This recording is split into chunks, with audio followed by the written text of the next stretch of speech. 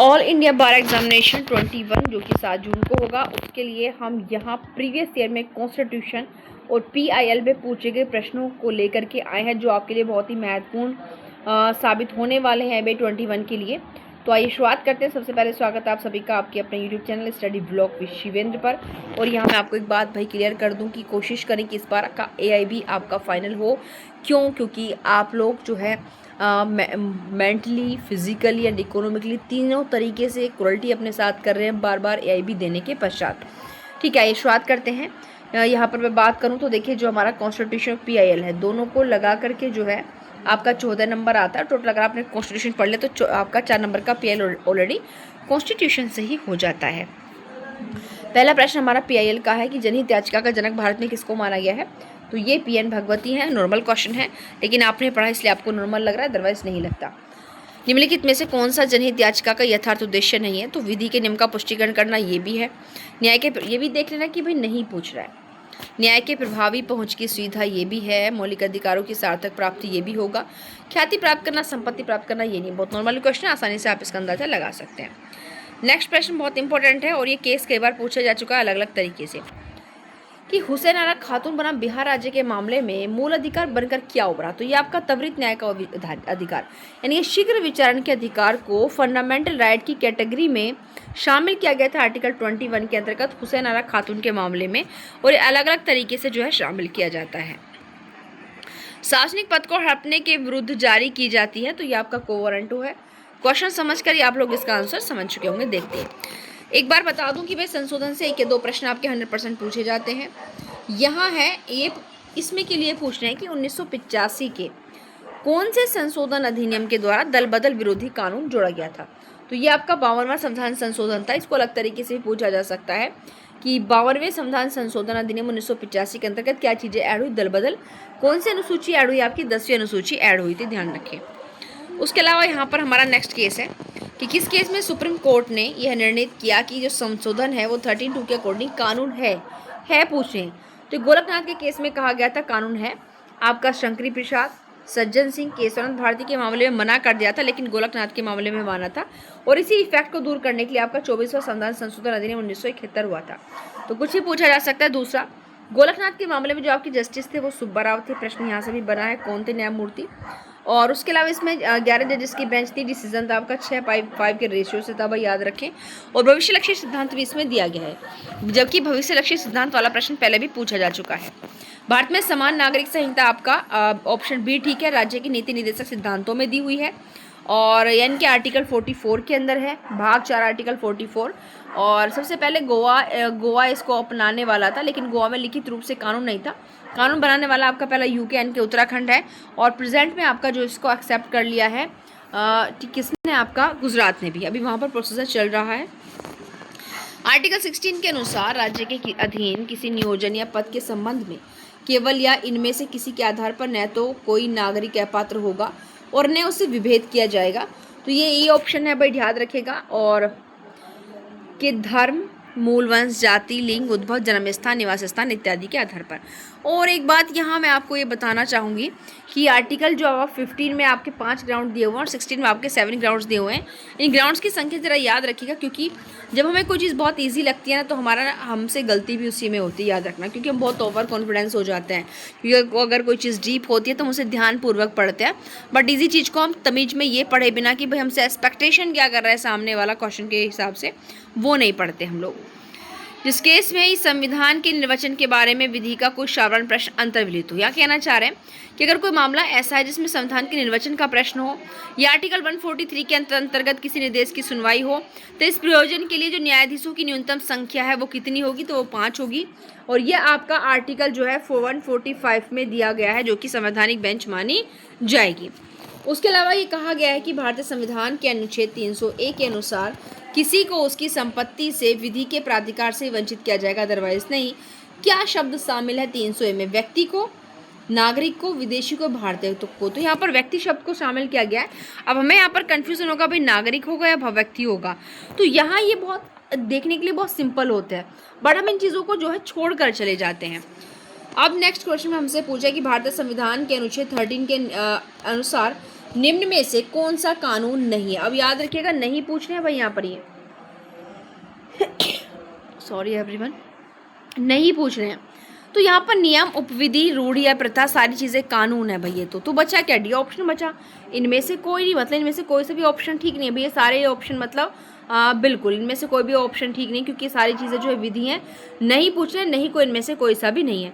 लेकिन यहाँ पर इसको कमीशन मतलब बार काउंसिल ने निकाल दिया था। और एक बात आपको बता दूँ कि जो यहाँ पर हमारा परसेंटेज एरिया है वो आपका 45% ओबीसी एंड जनरल है, 40 एसएसटी डिसेबल सब उसमें आ जाता है, ठीक है। अब यहाँ पर बड़ी बात ये आती है भाई कि लगभग आपसे मैं कहूँ तो एआईबी के अंतर्गत 6 से 7 प्रश्न हमेशा जो है ऑब्जेक्टेड होते हैं, वो आपके निकाल दिए जाते हैं, ठीक। निम्नलिखित में से कौन सी अनुसूची भारतीय संविधान की संघ सूची, राज्य सूची, समर्थित सूची से संबंधित है? तो ये 7वीं अनुसूची है। अगर मैं नीचे वाली की बात करूं तो 10वीं अनुसूची दल बदल, जो कि 52वें संविधान संशोधन अधिनियम 1985 में ऐड हुई थी। 11वीं अनुसूची ग्राम पंचायतों से संबंधित, जो कि 73वें संविधान संशोधन में जोड़ी गई थी। 12वीं अनुसूची ग्राम पंचायतों से संबंधित, जो कि 74वें संविधान संशोधन में आपकी जोड़ी गई थी, याद रखिएगा। नेक्स्ट प्रश्न पूछा है, भारतीय संविधान का शीर्षक किसमें निहित है? तो देखिए यहाँ पर भी इसको चैलेंज किया गया है, वापस ले लेता प्रश्न को, लेकिन इनमें सबसे सफिशिएंट आंसर इसका अनुच्छेद 393 है। बिल्कुल 393 में जो है वो आपका बताया गया है संक्षिप्त नाम, कहा गया है कि इसका संक्षिप्त नाम आपका भारत का संविधान होगा। इस तरीके से वहाँ पर बताया गया 393 में, और 394 में जो है इसका प्रारंभ बताया गया, प्रारंभ कब हुआ, मतलब कितने आर्टिकल्स को आपको जो है 26 नवंबर 1949 को अडॉप्ट किया गया था, वो सारी चीज़ें, ठीक है। भारतीय संविधान के किस भाग में मौलिक अधिकारों को संवैधानिक प्रावधान दिया गया है? तो मौलिक अधिकारों को संवैधानिक प्रावधान भाग 3 में है। बहुत सिंपल क्वेश्चन है। भाग 1 में संघ और उसके राज्य क्षेत्र हैं, 2 में सिटीजनशिप और 4 में आपके डीपीएसपी दिए हुए हैं। उसके बाद आते हैं जनहित याचिका का प्रश्न है फिर हमारे सामने। जनहित याचिकाओं की प्रक्रिया के दुरुपयोग का अर्थ है। कैसे, मतलब कैसे आप दुरुपयोग करोगे, इसका मीनिंग क्या है? जो आप निजी हित की सुरक्षा के लिए दायर करो, क्योंकि पहले ही कह दिया भाई, जिस जनहित याचिका का मतलब उन लोगों के लिए जो वंचित वर्ग हैं, वंचित समुदाय है, निर्धन है, अधिकारों को नहीं समझ रहे हैं, उनके लिए आवाज़ उठाने से है भाई। लेकिन जो आवाज़ उठा रहा है उसका खुद का इंटरेस्ट नहीं होना चाहिए, लेकिन तुम्हारा क्या है, उसमें निजी हित की सुरक्षा इंक्लूड है। परोक्ष उद्देश्य के लिए जनहित याचिका, आपका इनडायरेक्टली उसमें कोई पर्पस इंक्लूड है, यानी कि केवल आप प्रचार के माध्यम से कर रहे हो, तो ये सारे दुरुपयोग ही तो कर रहे हो। नॉर्मल प्रैक्टिकली प्रश्न है, कितने ईजी प्रश्न आ रहे हैं आपके, किससे? पीआईएल से। रिकॉर्ड के सामने कानून की स्पष्ट त्रुटि है, इसका आधार किस से जुड़ा है? तो आपका सर्टियोरी से जुड़ा हुआ है, ध्यान रखिएगा। प्रत्येक व्यक्ति जो संघ के अधीन सदस्य है, किसके? संघ के अधीन, या रक्षा की सेवा में है या सिविल पद पर है, अवकाश के दौरान उस पद को धारण करता है कौन? राष्ट्रपति, ठीक है। उसके अलावा आते हैं भारतीय संविधान के अनुच्छेद 315 के प्रावधानों के अनुसार एक लोक सेवा आयोग संघ के लिए तथा एक लोक सेवा आयोग प्रत्येक राज्य के लिए होगा, बिल्कुल ठीक है। संघ के लिए लोक सेवा आयोग यदि किसी राज्य के राज्यपाल द्वारा अनुरोध किया जाता है तो राष्ट्रपति के अनुमोदन से राज्य की सभी या किसी भी आवश्यकता को पूरा करने के लिए सहमत हो सकता है। तो बिल्कुल दोनों ऑप्शन इसके जो है हमारे क्या है, ठीक है, ठीक है। उसके अलावा आते हैं नेक्स्ट प्रश्न पर। भारतीय संविधान का जो अनुच्छेद 11 है वो प्रावधानों के तहत नागरिकता से संबंधित कानून बनाने की पावर किसको? पार्लियामेंट को। बड़ी बात नहीं है, प्रश्न देखते ही तुरंत समझ गएंगे भाई, पार्लियामेंट बहुत इजी है। अगर आप पढ़ेंगे तो कुछ भी चीज़ें टफ नहीं होती भाई। 40% पर पासिंग मार्क्स रखा है उन्होंने, नेगेटिव मार्किंग नहीं है। लेकिन हम लोग इसे टफ क्यों बना रहे हैं? ओपन बेरक की वजह से टफ बनाते हैं। हम लोग बेरक के फंडे में फंस जाते हैं। किसके फंडे में? बेरक के फंडे में। भाई लगभग 27 से 28 सब्जेक्ट्स हैं आपके, सबको कैसे देखोगे? और देखोगे भी तब ना जब पढ़ लोगे। यदि बिल्कुल भी नहीं पढ़ा हुआ तो क्या कर लोगे आप लोग? कुछ भी नहीं कर सकते हो। आगे है कि मात्र इनके आधार पर किसी पुरुष या महिला के साथ भेदभाव नहीं किया जाएगा। तो पुरुष महिला मतलब सीधा लिंग को यहाँ पर पूछा हुआ है, ठीक है। फिर आपका पीएल का क्वेश्चन है, एक जनहित याचिका दायर करें जाहिर तौर पर सार्वजनिक हित में लेकिन असल में व्यक्तिगत निजी हित की सेवा के लिए। इन शब्दों का अर्थ है जनहित की सुरक्षा के लिए सिर्फ जनहित याचिका दायर करना, सार्वजनिक और निजी दोनों हितों की सुरक्षा के लिए जनहित याचिका दायर करना, केवल निजी हितों की सुरक्षा के लिए जनहित याचिका दायर करना, जनहित होने की बात करते हुए लेकिन असल में निजी हितों की सुरक्षा की मांग करते पीएल दायर करना। इसका जो मीनिंग है सिंपल है और आप लोग बिल्कुल समझते तो एकदम तुरंत समझ जाओगे। तुच्छ जनहित याचिका दायर करने का परिणाम होता है केसों का बोझ बढ़ जाएगा, संसाधनों का खर्चा होगा और जो मेनली अन्य रियल मैटर्स हैं उनकी सुनवाई नहीं होगी। तो बिल्कुल सारे तो आप ये देख लोगे कि पीआईएल से जो प्रैक्टिकल क्वेश्चन है वो इतने ईजी आ रहे हैं, इतने ईजी आ रहे हैं कि आपसे भी प्रश्न गलत नहीं होगा भाई। कुछ मामलों में गिरफ्तारी और नज़रबंदी के खिलाफ संरक्षण किसमें आर्टिकल 22 में दिया गया है, 21 में लाइफ एंड लिबर्टी दिया हुआ है आपका, ठीक है। 21A जो है आपका बात करता है क्या, राइट टू एजुकेशन। 22A जैसा कोई आर्टिकल कॉन्स्टिट्यूशन में नहीं ऐड हुआ है। अब देखिए 300A ऊपर भी पूछा था क्या शामिल है व्यक्ति, अब यह संशोधन पूछ लिया। अब कितना ईजी, संशोधन हर बार आएगा, एक संशोधन आएगा, ध्यान रखें। यहाँ पर ये आपका 44 था जो कि 1978 में हुआ था, ठीक है। नेक्स्ट है हमारा हड़ताल की मात्र अवैधता दर असल अन्यायपूर्ण व्यवहार नहीं करती। जस्टिस कृष्ण अय्यर केस का नाम है आपका, ये आपका केस है गुजरात स्टील ट्यूब बनाम गुजरात स्टील ट्यूब मजदूर सभा। नेक्स्ट है सुप्रीम कोर्ट ने इस मुकदमे में कुछ शर्तों के अधीन जीवित वसीयत और निष्क्रिय इच्छा मृत्यु को वैध कर दिया। तो कॉमन कॉज का मामला था और मैं अगर आपसे बात करूं तो प्रेजेंट टाइम में ये अब है क्योंकि आपका जो हरीश राणा थे जिनको अभी रिसेंटली पहली बार डिसीजन दिया गया था पैसिव यूथेनेसिया का सुप्रीम कोर्ट के द्वारा। तो यहाँ ये चाहिए कि सबसे पहले 2011 में अरुणा शानबाग, देखिए इसमें दोनों प्रश्न इन्होंने जो है आपको घुमाने वाले पूछे। कैसे, सारे के सारे अगर आप देखो ज्ञान कौर के मामले में जीवन जीने के अधिकार के अंतर्गत मरने के अधिकार को शामिल नहीं किया गया था, ये प्रश्न भी पूछा गया है।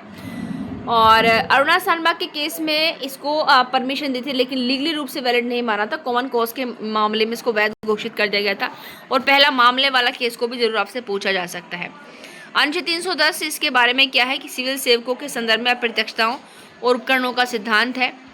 सिविल ये आपका सिविल सेवकों के संदर्भ में खुशी मतलब यहाँ थ्योरी ऑफ प्लेजर दे रखा है भाई, डॉक्ट्रिन ऑफ प्लेजर है यानी कि प्रसाद प्रियंत का सिद्धांत। तो प्लेजर कहते हैं तो इन्होंने यहाँ पर इसको खुशी लिख दिया, ठीक है, याद रखिएगा। और ये 310 आर्टिकल में आता है, किस में आता है, 310 में आता है, ये भी ध्यान रखिएगा। मतलब कुछ ऐसी पोस्ट है हमारे कॉन्स्टिट्यूशन के अंदर जो कि राष्ट्रपति की इच्छा तक ही बने रहेंगे, अदरवाइज नहीं बने रहेंगे। चुनाव प्रक्रिया में उम्मीदवारों के पूर्वव्रत जानने का अधिकार किसमें दिया हुआ है, तो चुनाव प्रक्रिया में उम्मीद, तो ये सिंपल क्वेश्चन है, अंत में बताने की ज़्यादा ज़रूरत मुझे नहीं है। आई होप 19 जानने का अधिकार तो भाई इसी में आ सकता है और किस में एक्स्ट्रा जाएगा। नेक्स्ट है कि भारतीय संविधान की प्रस्तावना में स्वतंत्रता के अभिव्यक्ति के साथ निम्नलिखित में से कौन से शब्द आते हैं। तो यहाँ पर विचारधारा, अभिव्यक्ति, धरना, आस्था और पूजा, ये सारी चीज़ें इसमें क्या है, इंक्लूड हो जाती हैं, ठीक है। स्वतंत्रता की अभिव्यक्ति, इनके स्वतंत्रता के लिए आपको क्या क्या मिला हुआ है ये पूछा गया है, ठीक है। और यहाँ पर नेक्स्ट प्रश्न है अब ये कि संविधान के यानी कि आपका प्रशासनिक अधिकरण स्थापित होते 323 के अकॉर्डिंग और ये आपका 42nd अमेंडमेंट के द्वारा ही जोड़ा गया था। भाग 14A में आते हैं, ये भी याद रखना। नेक्स्ट एंड लास्ट प्रश्न आज की वीडियो का हमारा, जनहित याचिका की उपयोगिता है। उदारीकृत यानी कि लोगों से स्टैंडर्ड को बढ़ा रहे हैं, बिल्कुल गैर प्रतिकूल कार्यवाही है। प्रक्रियात्मक आवश्यकताओं का उदारीकृत किया जाना, बिल्कुल सारे ठीक है। तो बिल्कुल सारे प्रश्न जो है पीएल साहब के प्रैक्टिकली आ रहे हैं। तो बस इस वीडियो में इतना ही, सारे प्रश्न आए हुए हैं, सारे आप देख रहे होंगे, बहुत आसानी से आप करते जा रहे होंगे। एक बार फिर याद दिला दूं कि भाई बेयर एक्ट्स को फोकस करो, बेयर एक्ट्स को रीड आउट करो, पुराने साल का पेपर को सॉल्व करो। सबसे अच्छा जो तरीका है, क्योंकि AIB का जो हमारे प्रश्न होते हैं अदर एग्जाम से हट के आते हैं, लेकिन इस बार AIB का पैटर्न हमारे जुडिशियल वाले एग्जाम पर ही ज़्यादा डिपेंड था। लेकिन फिर भी आपसे कहूँगी कि पहले आप प्रीवियस ईयर का पेपर सॉल्व करो, वहाँ से घर बैठ के आप प्रश्न छांट कर देखो कि आपको कितना टाइम लगता है, कितना कहाँ से आपको मिलता है। अगर इस तरीके से करेंगे तभी आप अपना AIB जो है क्रैक कर पाएंगे। और यहाँ पर वीडियो ख़त्म करने से पहले आपको याद दिला दूँ कि भाई यदि अभी भी आपने चैनल को सब्सक्राइब नहीं किया है या फिर आप नए हैं तो प्लीज़ चैनल को सब्सक्राइब कर लीजिए ताकि इस तरह की वीडियोस का नोटिफिकेशन आपको मिलता रहे। दूसरा, UP APO के मेंस का बैच अगर ज्वाइन नहीं किया है तो भाई कर लीजिए, क्योंकि ज़्यादा वक्त नहीं है, सिलेबस बहुत ज़्यादा है। आप अगर भाई सेपरेट भी करना चाह रहे हो तो क्या कर सकते हो, ऐसे नहीं कि आपको पूरा कोर्स एक साथ परचेस करना पड़ेगा। आप जो है अगर जो 16 माइनर लॉज आपके न्यू ऐड हुए हैं उनको भी अलग से ज्वाइन कर सकते हो, आपका क्रिमिनल लॉस कर सकते हो, ठीक है, जैसा भी आपकी इच्छा उसके हिसाब से करो, लेकिन डिले मत कीजिए क्योंकि 182 वैकेंसी यूपी में तो फाइनली फिर देखने के लिए नहीं मिलेगी, खासकर फिर आपका बिहार एपीयू के लिए भी अगर आप प्री बैच ज्वाइन करना चाहते हो देर मत कीजिए क्योंकि कॉम्पिटिशन बहुत ज़्यादा है, तैयारी ज़बरदस्त है ये। थैंक यू, मिलते हैं नेक्स्ट वीडियो में।